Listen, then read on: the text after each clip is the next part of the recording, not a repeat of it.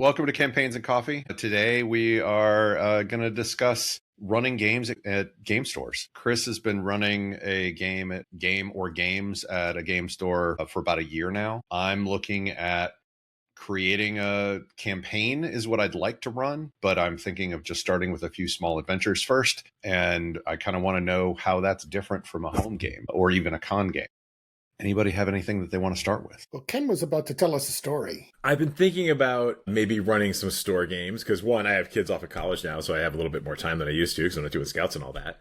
But I think for me, the thing I'm finding is now that I'm in my mid 50s, the people I've been gaming with that I go with, my go-to gamers, my monthly game, my weekly game, whatever, those are the people I've been gaming with for most of my adult life. I'm lucky in this, right? Like we met 30 years ago and we just been gaming ever since. It's still good to play with those guys, but in terms of real world gaming and what have you, like being able to pick up new players is challenging. In the past I would do it at a con, but I think when I last did this, I don't know that the game shop scene 30 years ago was the same as it is now. So what are you finding, Chris? So I started doing this when I moved. I've moved a couple times in my life, and every time I do, I try to find some activity where I can meet people.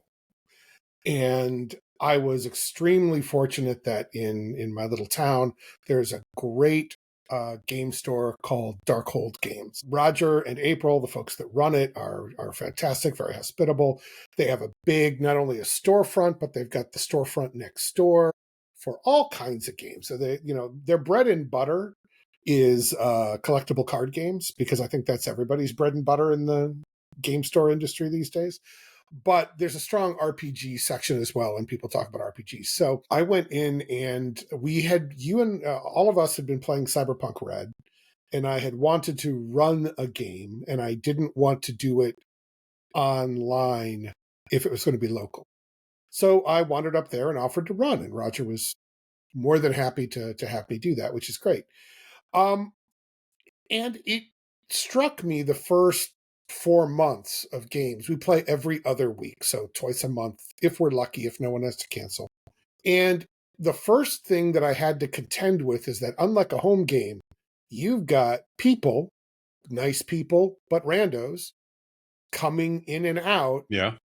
They come in like at the beginning and then play for 2 games and then don't show up again, or they come in the 4th game and then leave again, or they tell you that they want to play and never show at all, even though you've made a character. The first thing you got to do is not take it personally, because everybody is an adult with a busy life. But the other thing you got to do is you got to plan the game differently. You're not going to have the same group of people week after week after week, and that requires constructing the game itself different. You mentioned wanting to run a campaign.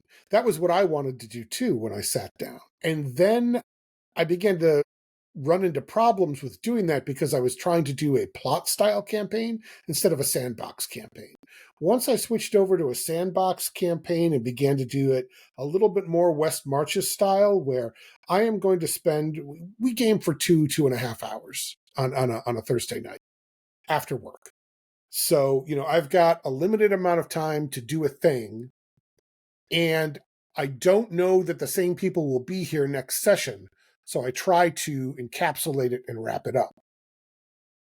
And so it really comes down to constructing your game differently, really working with your players offline using, whether it's Discord or Matrix or chat or Signal or whatever, and kind of keeping in touch in the intervening time. And then when you get together with them, really trying to keep them focused, because it's hard to focus in a game store. There's a lot of things going on. We have I don't know if it's Magic or Yu-Gi-Oh, but there's a collectible card game thing that goes on at the same time as the time we're playing, so you're sharing space, but trying to keep everybody focused on the game so you can move it forward is tricky. So it's a lot different than, I'm going to have people over in my dining room and we're going to spend 4 hours cloistered, and they will focus on what we're doing. It's really 2 hours of trying to create a by the seat of your pants action game where you have to have multiple things prepared. And I don't mean a lot of preparation, but enough, a sentence or two, so that you have some idea what's going to happen if they go do this other thing. So when you say sandbox campaign, I've usually run what I consider a sandbox campaign, but I have found that the definition of sandbox changes from GM to GM. And so usually when I run a sandbox campaign, I focus primarily on what the characters are doing, which sounds like I can't do at a game shop, but I do have factions or other events that are moving along in the world with or without player interaction. There's one piece you're missing there in that description, and I steal it from Kevin Crawford, the guy at Sin Nomine, who did Cities Beyond and Stars Beyond, all that. The plot is whatever the players do. Okay. The plot is not an arc that you have prepared. The plot is whatever the players do. To me, that's what makes it the sandbox game. And I'm sure you do this too, just by the way you describe it. But I have things going on in the background and multiple moving parts, and I have a lot of notes, and I do a fair amount of prep to say, well, this thing is going to happen, or this thing is going to happen, or that thing is going to happen. And I also keep tables of 20 minutes in, this is going to happen. 30 minutes in, this is going to happen. 40 minutes in, this is going to happen. Beats to try to, almost like a clock, to keep a clock running. Actually, and that's when we get into ways to keep people focused. I used a clock in the game last Thursday, and it worked really well, like a literal clock, like you have 90 minutes to finish this. And it worked really well. But yeah, it's the plot is whatever the players do. And in combining that with the West Marches style, you start in town and you come back to town, or you start at headquarters and you come back to headquarters. That's been extremely useful, because when we pick up the next game, like a good example, my netrunner is going to be out of town in Louisville for a convention next time in 2 weeks. And so we set it up so that he and someone else are doing something else during the time that game happens. And if the other 3 regulars are there, we'll do that. I could do it with 2. I could do it with 1. So, it's kind of closing the loop each time so that you're not... Do you remember the movie The Gamers, when there was the joke about the one guy that's always standing off in a pose? Because his player wasn't there. You don't have to deal with coming up with, oh, someone's knocked out. Oh, someone went to the store for cigarettes. Oh, someone with, you don't have to deal with that at all. You just can kind of weave it into the story. Gotcha. At work, we were going to do a lunchtime game, but it was going to be anyone at work could show up. It never ended up kicking off, and the guy who was going to run it has moved to another company, so it's not going to kick off. But we had been brainstorming like a West Marches style mega dungeon where people would go in, and the portal to get in would only be open for an hour. So if they didn't get back at the end of the hour, their character was trapped, and roll up a new character, sort of thing, unless a group decided, hey, we're going to go in and save this guy. But the portal also opened to different areas. So there wasn't, it was a random, like I'll say random, but like eventually we might've had it so that certain portals only went to certain parts of the dungeon. But this was a way for us to have it be a mega dungeon that multiple GMs could run, and whatever portal that they opened would go to their portion of the mega dungeon. That's cool. It was, I don't know how it actually would have worked out, because it never went off. I think it would work pretty well. That's actually one of our Sunday campaigns is our mega dungeon, mega crawl, I think is what we're calling it. And the idea is that we were all 20th level characters. We are currently running a gauntlet to become demigods, but we were reset to first level. And so you're in this dungeon trying to earn your status as a demigod. My character, I've already gone through one character. He died. So I'm on to the second one. But the running joke through the whole thing is that we keep forgetting what we can't do. We have all the knowledge of our former selves, but none of the spells. So it's like Superman trying to take off and he can't take off, right? And so it's a similar sort of thing. Like it fills in when I can't run Greyhawk 76, which is often. And so it's just like one shot. My friend Bob can just grab some random pre-existing maps and just kind of run with it, right? And so he just goes with whomever is available. And if you're not there, it's okay, because that session tends to be self-contained. And then you just go back to Haven, which I think it's called Haven. It's like this nexus at the middle where you can rest and recover and maybe do some lore. And there's all these other adventurers who are going out and doing the same thing, so there can be cross-pollination between groups. So I think that setup could work out really well. Josh, have you run any store games? I have not run any, no. I have played in a few, but I've never actually run it. I don't think I've even played in them. It's like when I graduated from college, I was in a gaming group. And like in college, we had formed a gaming club, and I had multiple campaigns going every week. And I graduated, and this is a long time ago, and it was the height of Magic the Gathering. And so I was desperately trying to find a new gaming group. And every time I would go to the gaming store just down the street from the newspaper I was working at, it was all Magic all the time. Don't talk about D&D. And so I never really had that in-store experience, because Magic just killed everything for a couple of years, at least in terms of the stores. Obviously, it came back. So what was your experience? What's been your guys' experience playing in a store in the modern era?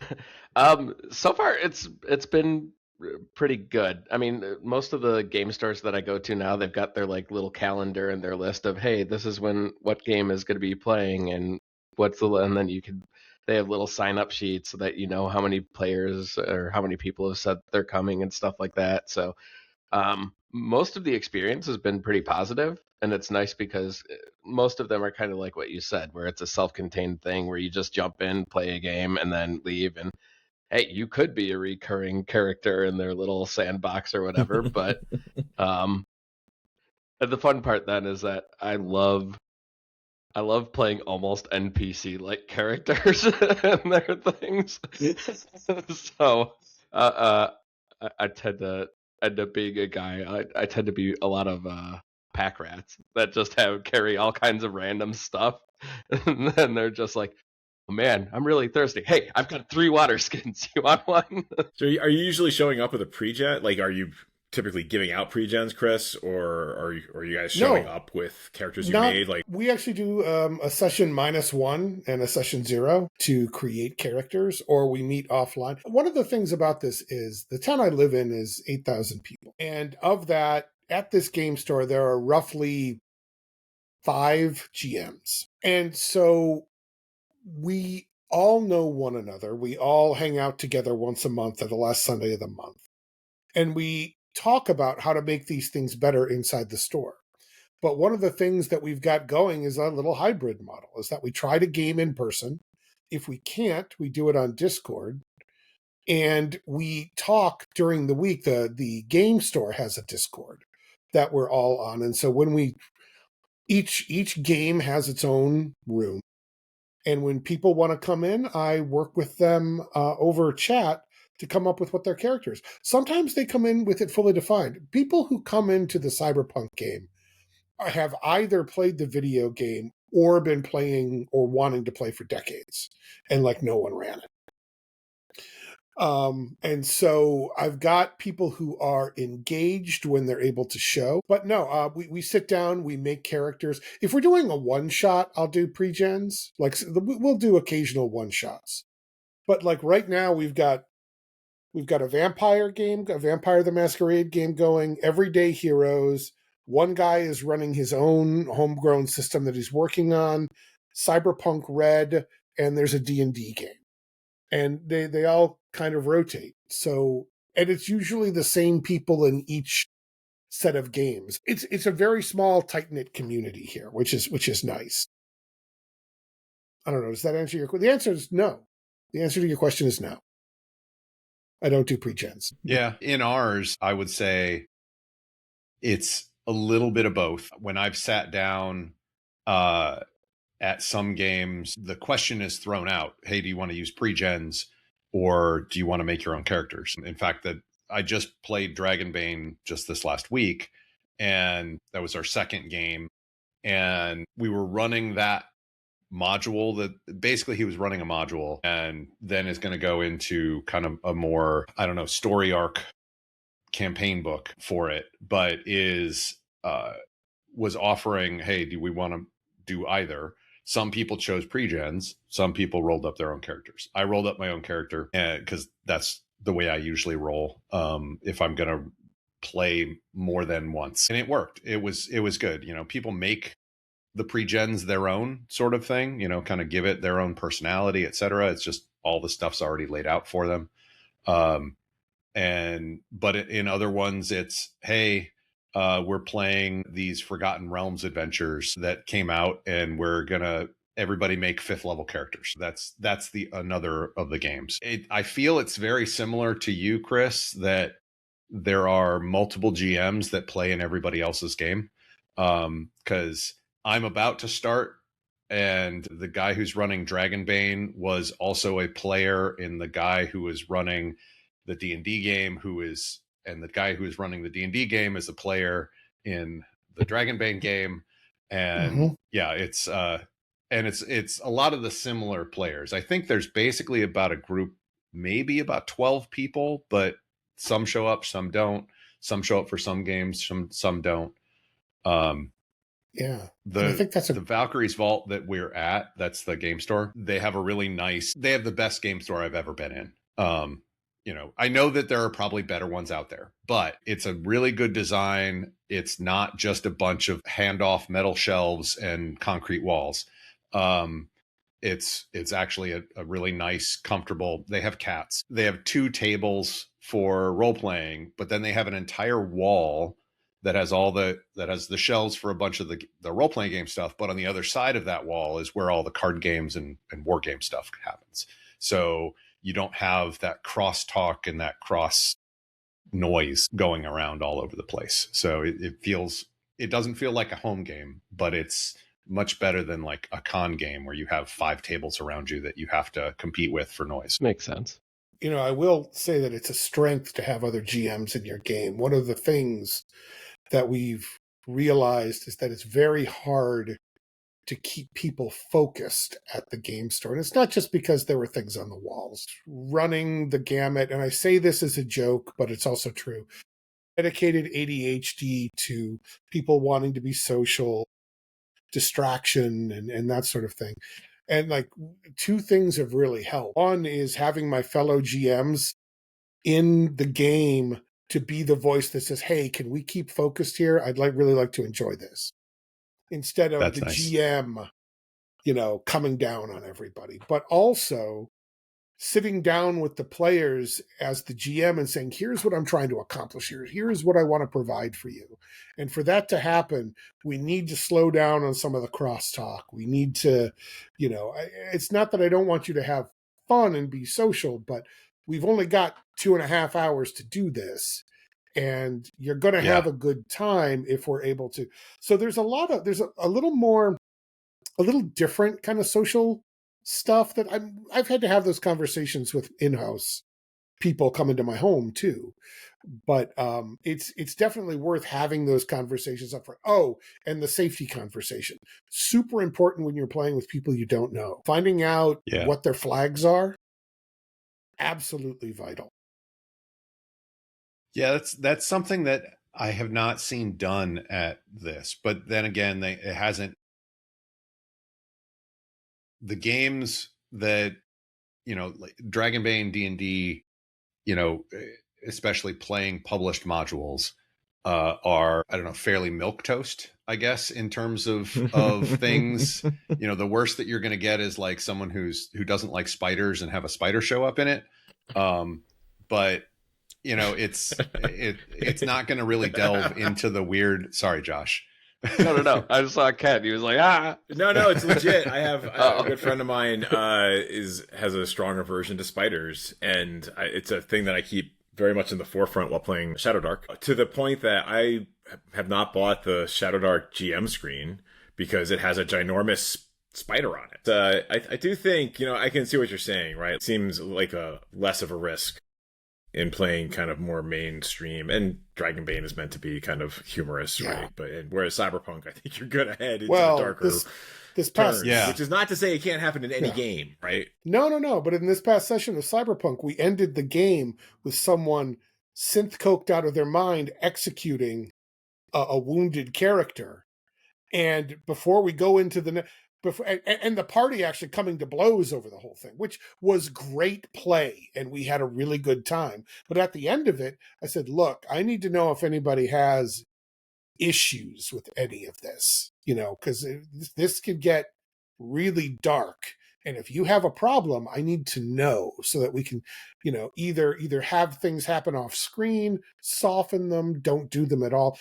Everyone was fine with it, but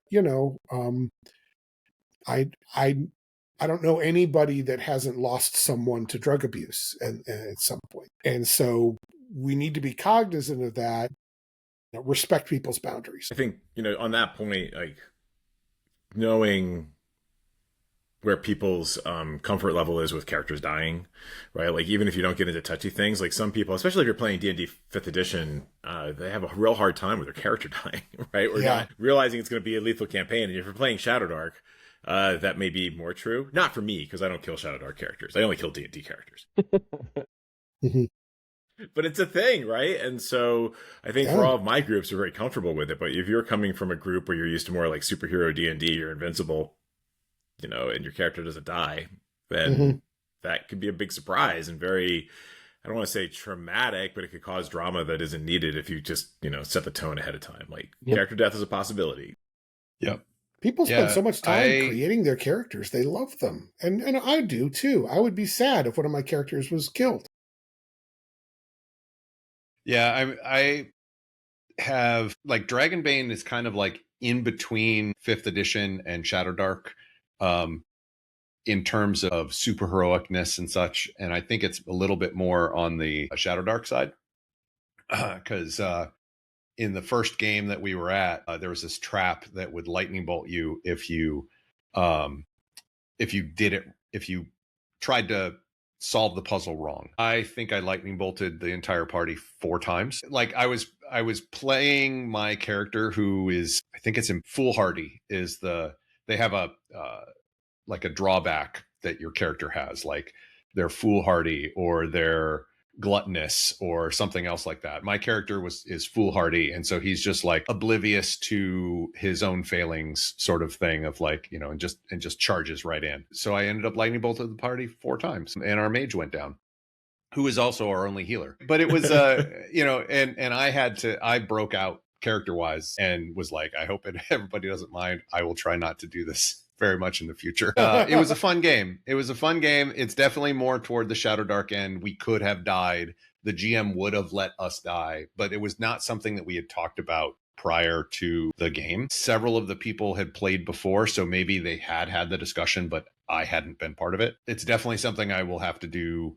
when I either run Fallout or Shadowdark over there. So that's a good point to bring up as well.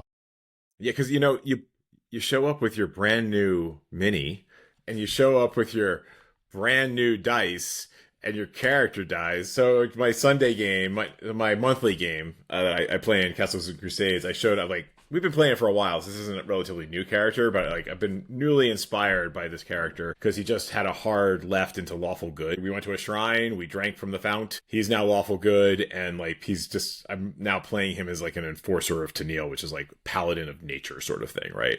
And so like, this is great. So I'm gonna buy a mini, I'm gonna buy dice, and I show up at the table and I'm like, George, please don't kill me. Otherwise, this guy's brother is showing up. When you guys are playing these store games, is it a lot of pre-written, like source book modules, like those type of games, or do you see a lot more of the homebrew type of game where the DM creates it and just kind of brings like a brand new sandbox that nobody's ever seen before? And I guess is it easier for players to kind of jump into a sandbox kind of like DM created game, or is it easier to get a group because they know what module you're doing or something like that? At Valkyries, I don't think I've seen anyone run anything that isn't pre-written. I think I'm probably going to be the first one that does that, at least that I have seen. When I first was there, I tried to get into a Dragonbane game, but it was like Christmas time, and so they were supposed to run Dragonbane, but had switched at the last minute to like a Christmas Forgotten Realms sort of a D&D 5e adventure. So I was making up my Dragonbane character, and they were playing something else. And then they did a different GM did a Forgotten Realms adventure set that had just come out fairly within the last few months. And then he also ran one of the Stranger Things adventures that was there. As I was mentioned earlier, the Dragonbane campaign that I was just in this last week was a pre-written short module that he's then going to go into a campaign book for Dragonbane, which is weird for me because every single game I have played other than con games have all been written by the GM, not out of a module, Okay. except for like a very have a second game. Like I think Chris and I were in a game that was Sunless Citadel, and I think we played 1 or 2 sessions of it before it Yeah. died. Usually at the store, it's been pre-written modules. We kind of go the other way. I've done both, and like any gamer that's been doing this a while, I have opinions about pre-written modules. Most of them are unflattering, but it's mostly about I have a way that I create my games and keep my notes and keep things straight, and that's not the way they write them. And that's fine, you know.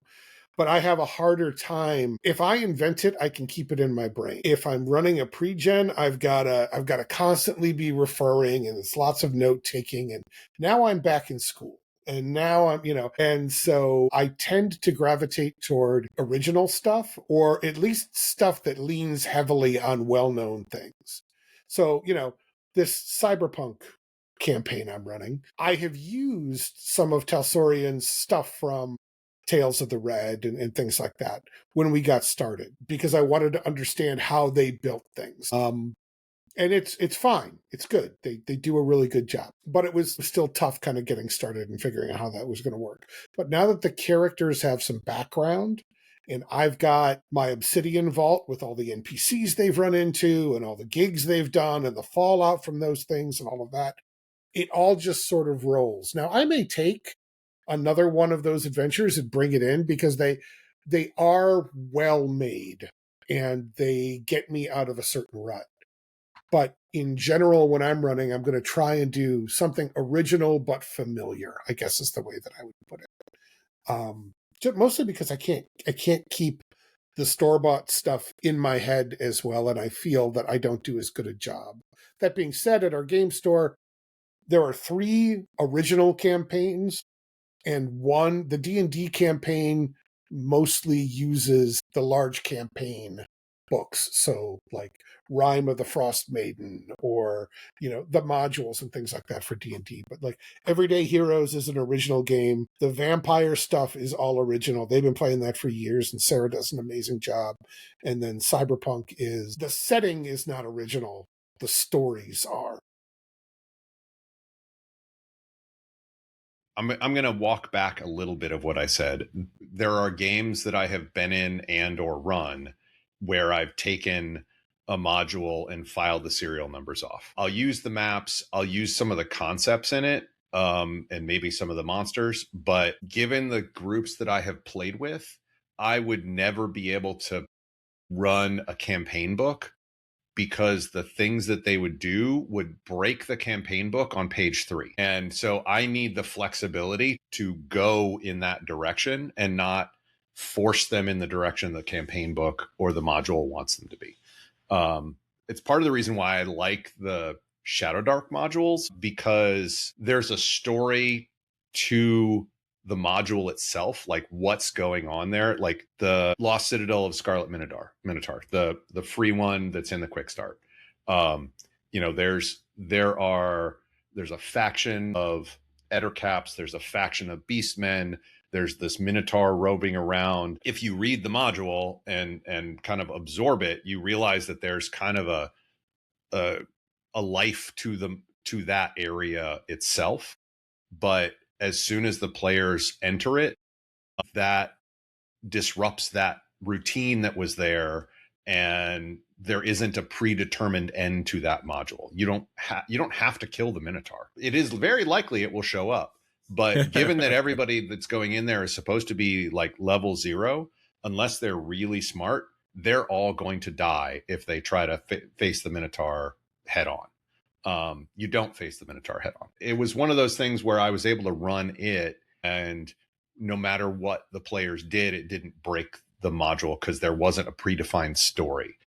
There was life happening, but it wasn't a plot. Yeah, so I don't know. It sounds cool. Like I might try it out. I've been kicking around the idea for a while of doing some sort of open table type thing at my house with just all of the random people whom I've run into over the years. Who are like, oh man, you like Star Trek? I would love to play Star Trek. If you ever play Star Trek, let me know. Right? So in that case, they're all people I know, so I'd be very comfortable with them coming to my house. It's just kind of cat herding. And you could also do the, hey, I'm going to run Star Trek at Mythic Brews, which is our local gaming and coffee shop in Easton, and be like, hey, if you want to be there on Saturday, I'll be there. Because then it's the group I'm thinking of is maybe like, I don't know, 8 to 10 people. But to your point, Chris, scheduling is the bane of our dungeon master, game master experience, right? So if you've kind of got the open table and if there's some sort of a sign up, then the store could handle it, right? And we meet there, there's coffee available. Like I've never actually gamed there, but it's a very nice store. So it could be a way of bridging that sort of wanting to do the open table thing without actually having to do it in my game room. Although it's been 5 years, I'd really like to play something in my game room. That brings me to an interesting question then. Do you think players are going to the game store games to find a group or to find a game? It's a good question. My game store, I think it's a little bit of both, because I've got people who are coming to the game. Actually, one just dropped because it was too far, but given when the game would start, like they have a game that starts at like 6 p.m., which for some people that doesn't give them much time to, if they don't work remotely, to get home and then get to the game store. And so we have a couple people from like the east side or southeast side of Indianapolis coming all the way around to the west side of Indianapolis and playing in those games. So like they're coming there to play the game and find the group, at the same time, because they're the same players in a lot of these games. It's like, hey, I'm running this thing. Oh, I'll play in that. It's similar to Chris's example earlier of, 4 or 5 GMs all playing in each other's games. In our case, I think it's right now 2 GMs, about to be 3, playing in each other's games. I think there's a third GM but I haven't seen them in the games recently. But yeah, there's a little bit of everything. At our store, I said that our town is 8,000 people. At 8,000 people, that is the largest city in the county. And there are game stores in Richmond, which is 20 minutes away, Dayton, which is 45 minutes away, Cincinnati, which are an hour away. But you've got a lot of people in these rural communities who want to. It's as much about the community of the people as it is the specific game. Many people come to whatever game we're running because they want to play and they want to hang out with people that are like them. That's, when I showed up here, I felt very fortunate that there was this well-established game store because I'm a suburban kid from a fairly suburban and urban area. I spent all my time in Cleveland and the surrounding. Moving here has been a real adjustment. And so finding a community of people that you have this weird thing that you do, that you get together and play make-believe every couple of weeks with funny dice. Finding your people is as much a part of anything. And down here, like I said, this extremely rural area that is very conservative, it's as much about finding an oasis as anything else. Very cool. I think we're at a good stopping point. So I'd like to welcome anybody who's enjoyed this conversation to let us know what you think, how your gaming is. Do you game at a game store? How has that experience been, the same or different from what you've heard today? If you have any advice on running at a game store, I am all ears. So feel free to comment. And if you want more info on us or join our Discord or anything like that, come on over to layersecrets.com and all our links are there. We've even got other articles there that never make it. So have a good day.